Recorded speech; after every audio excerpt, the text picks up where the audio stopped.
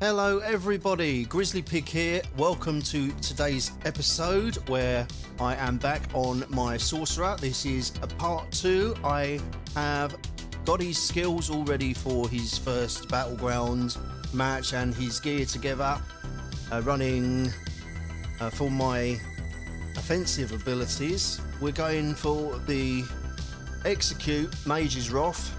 And we're also running crystal fragments. We're going to use this whenever this procs, and it's also going to be our spammable if we need it to be as well. And then we've got 3 abilities that I also use on my PVE bar. We're using the Twilight Matriarch. That is our burst heal there, the only heal we have in fact. But we also got the Hardened Ward for a shield, hopefully going to make us very tanky. And then we got Streak. This is important for finishing people off. We can stun them for the win condition on there to secure the kill, or we can use this for mobility to get out of a fight or into a fight, whatever we need. For my ultimate, I'm trying Power Overload. Hopefully this is going to increase our damage a lot with our light attacks and bring the Mage's Wrath into play a lot sooner and get some kills. Should be really nice. And I've managed to work this into my PvE build. I haven't unfortunately been able to take the curse, the Haunting Curse, because I have that as Daedric Prey for my PvE set of skills, so I don't want to mess about with the morph, so I'm going to keep this simple so that I can swap between PvE bar, the heavy attack, Storm Masters and Sergeant's Mail with the 1 bar there. I use that for dungeons and then literally just flip over to the other bar and then I'm straight on the PvP bar there, and I can do a battleground straight after if I need to. I just have to change the gear out then. That's the skills. We'll have a look at the gear.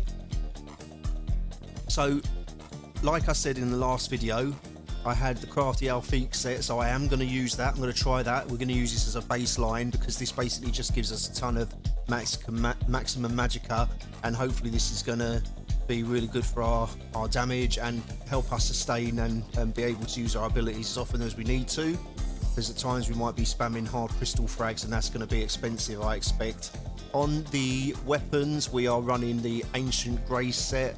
This is from Cyrodiil. We buy this from NPCs over in one of the towns, and you get a loot box, and it's RNG whether you get the weapon you want, the jewelry and stuff. It's jewelry and weapons basically.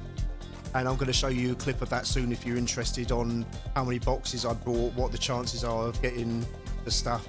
You can see at least how well I did as well. So I'll show you that soon after this. And so that's the armor for the most part. This is light predominantly, and of course we have the Oaken Soul ring. And then for our monster set, I was going to use the Engine Guardian, and that drops. That's a monster set. The head drops from Darkshade Caverns, I do believe. This part 2 in Veteran, but this one I already had it. This is from Bal Sunar Veteran, one of the newer dungeons there. The last boss guaranteed to drop this, so we've got that on light as well.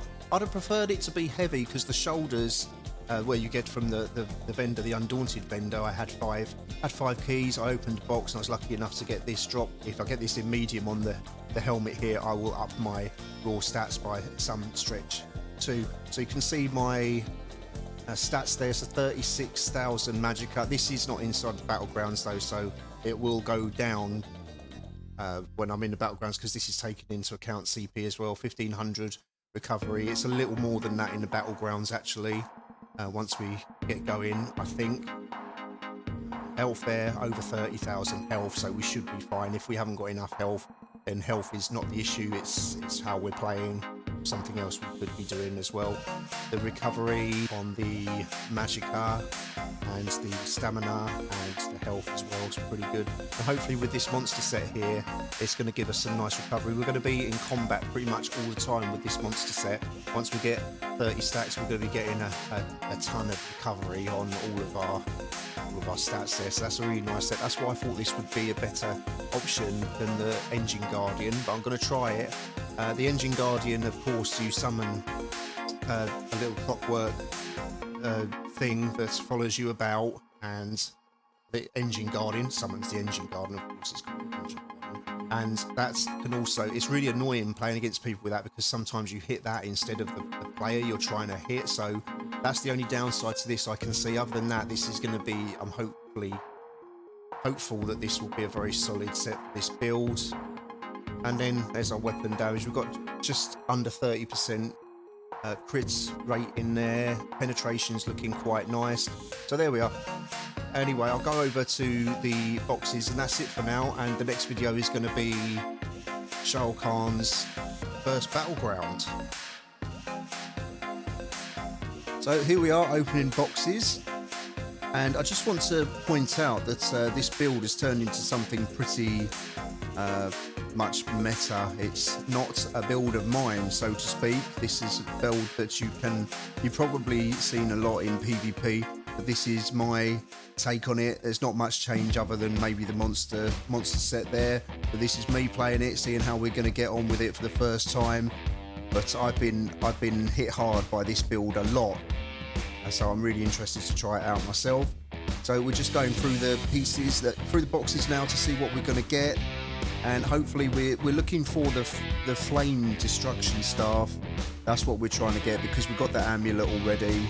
And on the ring we're actually using, I didn't mention earlier, but we're using ring on the trainee just because our set pieces and stuff don't factor in perfectly, so we're using one piece of the trainee. We're buying some more boxes here, plenty of boxes. I guess you can always sell the stuff if you get what you need. As you can see also, I'm on my Templar as well. We did a character swap because I've got plenty of alliance points here to spend on her. But hopefully soon we will get the staff drop. And I think we spent in the region of about 300,000 alliance points here, so not too expensive really. And there we have it. So we're just going to upgrade that to legendary. We're going to keep sharpened on there, and we're going to run the absorb magicka enchantment on there as well to help us get our magicka back as well. So there we have all our gear, and let's see how we do in our first battleground. If you made it this far, I'd like to say a big thank you. Please don't forget to like and subscribe if you enjoyed this video and would like to see more like this. It would help my channel out a lot. I also do videos where I talk more in detail about my builds, as well as other Elder Scrolls Online content, guides, discussions, etc. Please feel free to ask questions or say hi in the comments, as I do reply to all of them when I can. Thanks again, and see you next time.